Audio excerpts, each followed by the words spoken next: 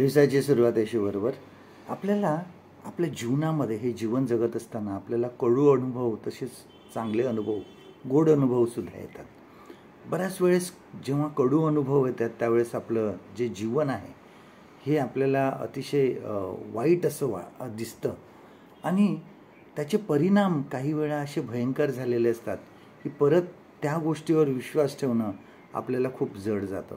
कधीकधी असं होतं की आपण एखाद्याला पैशासाठी जामीन देतो आणि मग ते पैसे कधीकधी आपल्याला भरावे लागतात आणि अशी बरीच अडचणी आपल्याला निर्माण होतात. आपल्या घराकडे लोक येतात आणि आपल्याला तो खूप त्रास होतो आणि त्याच्यामुळे नंतर मग कोणाला जर आपल्याला मदत करायची अशी वाटली तर ते आपल्याला मनाला भीती वाटते की असं वाटतं की आपण हे करू नये, कारण ती भीती आपल्या मनामध्ये राहून गेलेली असते.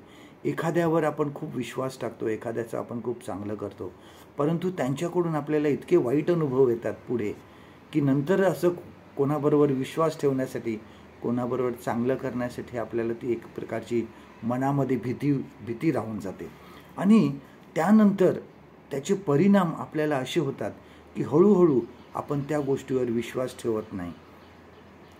हे जीवन आहे, ह्या जीवनामध्ये वाईट गोष्टी घडणारच आहेत, परंतु त्याबरोबर चांगल्या गोष्टीसुद्धा घडणार आहेत आणि आपण ज्यावेळेस देवाकडे जातो त्यावेळेस तो आम्हाला सहाय्य करतो. बघा स्तोत्र 57 आणि 2 आणि 3 वचन बघा काय सांगतं. Psalm 57 and verse 2 and 3.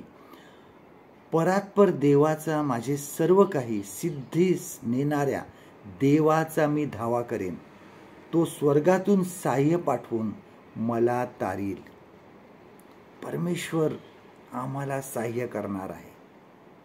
तो ह्या कठीण परिस्थितीमध्ये, वाईट परिस्थितीमध्ये, वाईट अनुभवामधून ज्यावेळेस आम्ही जात असतो तो आम्हाला मदत करतो आणि आम्ही ज्यावेळेस परमेश्वरावर विश्वास ठेवतो त्यावेळेस तो आमचे अंतःकरण जे आहे स्थिर ठेवतो आणि देवाची कृपा आम्हाला धीर देते अशा वेळेस आणि आम्हाला खंबीर बनवते.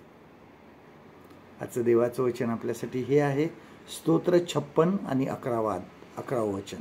Psalm 56 and verse 11. मी देवावर भरोसा ठेविला आहे, मी भिणार नाही. मनुष्य माझे काय करणार. परमेश्वर करो आजचा दिवस तुमचा आशीर्वादित करो.